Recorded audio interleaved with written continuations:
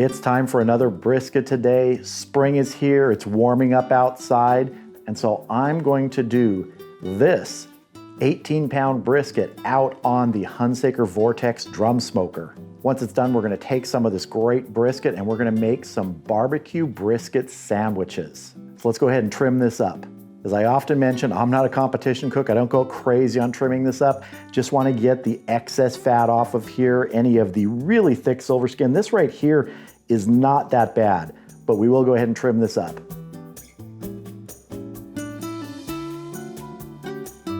All right, that's good enough for me as a backyard barbecue guy. Let's go ahead and get this rubbed up. So the rub I'm going to be using today is beef and brisket rub from Sharp's Gourmet Barbecue Rubs. This is actually made by the people who run my local wood supplier, the Woodshed, Orange County. I'll put a link down in the video description to them and you can look on their website and stuff, but they're just super great people. I love getting my wood from them. I can get just about anything I want. And I've actually had people contact me to say, hey, where'd you get olive wood? And I tell them about it. And there's people that have ordered olive wood from across the country and had it shipped to them from there because they can't get it anywhere else. So they're a fantastic business, always been very good to me, and this rub tastes great. Now, as you can see, I could have done a lot more trimming, but I'm not an expert at this. I don't want to massacre it.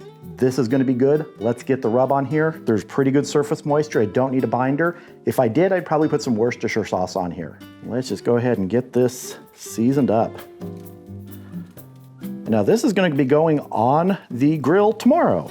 As I usually do, I try and get these things done the day ahead so that the next day you just got to go out to the grill, fire it up, and get your food on. I also on my shaker, you see I have plastic wrap around it. I did a video about that. Just helps keep the bottle clean. So if you're turning the brisket with both hands and you still got to pick up the bottle, you're not going to have to clean the bottle. Just got to take the wrap off of it. And this is a USDA prime brisket, if I didn't mention that.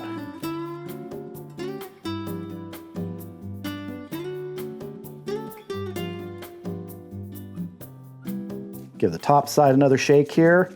I usually do my briskets and any large cuts of meat fat side down. That's just my preference. So this is going to be our meaty presentation side. All right, that's ready, but there's one more thing to do. Hold on.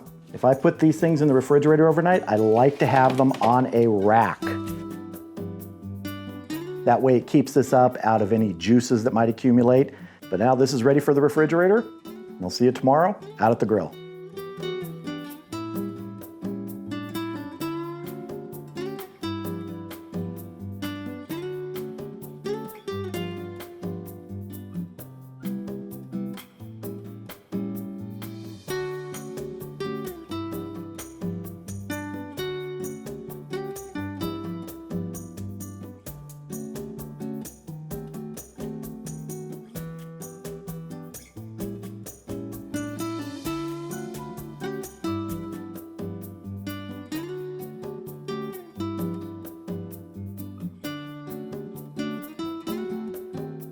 So the Hunsaker Vortex drum smoker is up to temp.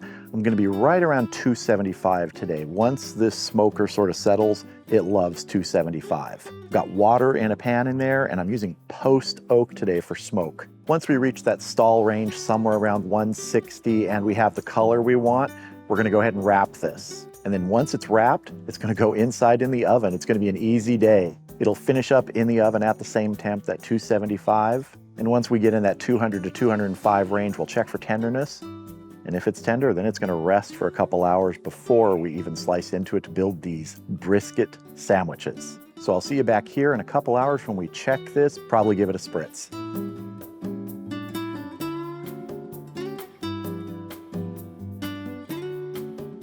All right, we've been going 2 hours now with our brisket on the Hunsaker Vortex smoker. Let's open it up, see how we're doing. That is looking and smelling great. I'm liking the looks of that, but it is looking a little dry, so I do want to give it a spritz, and I'm just using plain water. All right, I'm gonna get this closed up, and we'll come back and check it again in 2 hours or when we hit the stall, whichever comes first.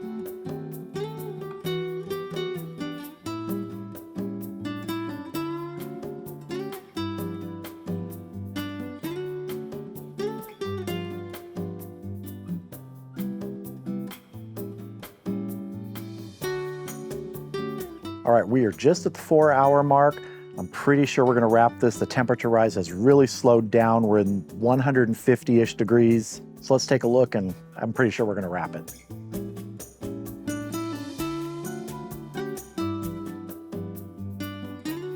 That's looking really, really nice.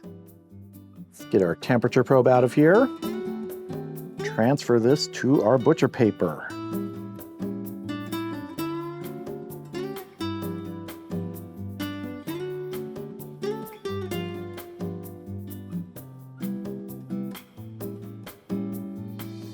I want to try and remember where my probe goes, right in here.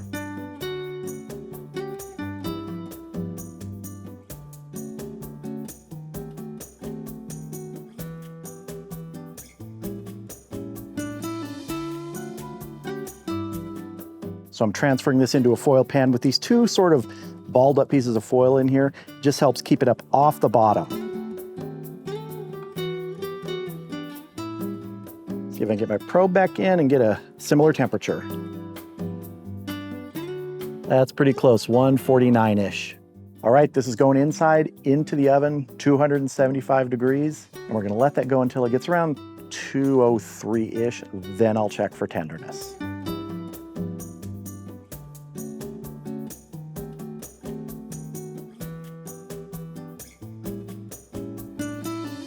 All right, we are just 10 minutes shy of 10 hours that this has been cooking now.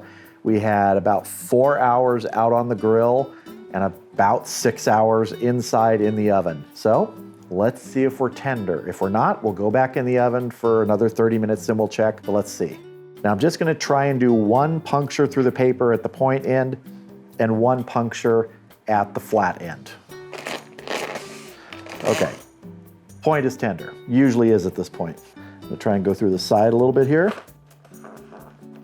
I think it needs a little more time. That flat is just a little bit of resistance there, and one of the things that's hardest to deal with brisket is patience, but gotta give it that time. So I'm gonna go about another half hour, and then we'll check it again. So here we are after an additional 30 minutes. We're not gonna worry about the point, but I am gonna check this flat again. That feels much better. Yes, okay. All right, I'm gonna cover this with 2 layers of foil, and it is just gonna sit on top of my stove just like this for 2 hours. Then we're gonna get into this, slice some up, and make some terrific brisket sandwiches.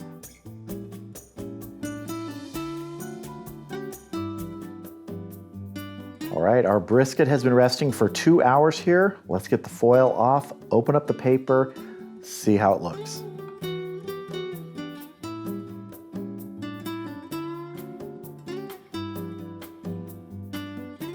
I have to say, I'm pretty happy with that. Nice bark on that.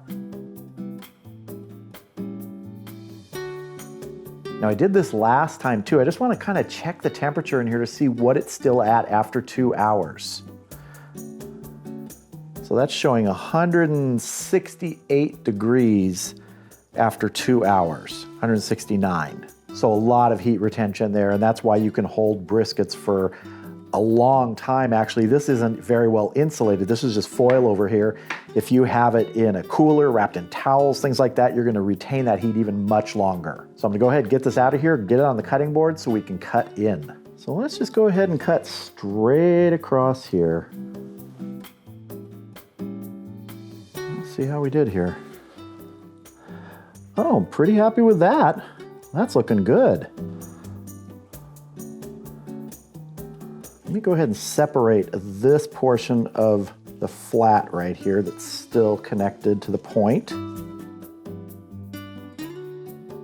I want to turn our point here and get some across its grain before we move on to the flat, which we're going to use probably for our sandwich. We'll use a lot of the flat, but that is looking good. I'm going to steal a taste of the point. That turned out good. Okay, I'm going to move my point out of here, and let's cut some slices here for our brisket sandwiches. Got a little bit of a smoke ring, but not as pronounced as if you're doing it with wood. We were just using wood chunks. All right, I'm gonna go ahead and cut some more of this up and we're gonna build this brisket sandwich. So I've got a brioche bun here. I'm just gonna go ahead and dress this up a little bit. Got some coleslaw here. This is a horseradish coleslaw, which is pretty simple to make. It's just taking coleslaw and adding horseradish to it. I'll put the recipe to this down in the video description for the measurements for the dressing. Next up, our brisket, and I kind of changed my mind. I am gonna add some point to this also, not just flat. So we're gonna build this with some flat pieces and some of that good point also. Oop, piece fell off. Oh, I think we should stack this high today. Kind of like that. Next up, a little barbecue sauce here. Really just pick your favorite. This is a whiskey barbecue sauce. I'll get my cutting board messy just after I cleaned it up. And you don't have to put sauce on here, but I like sauce on this. Finally, some pickled jalapenos. Now these are really easy to make. I'll put a link to a video I did on how to make quick pickled jalapenos. Super tasty and super, super easy to make. Finally, we top it. And there we go. After 11 hours, we have our brisket sandwich. I'm gonna dive into this.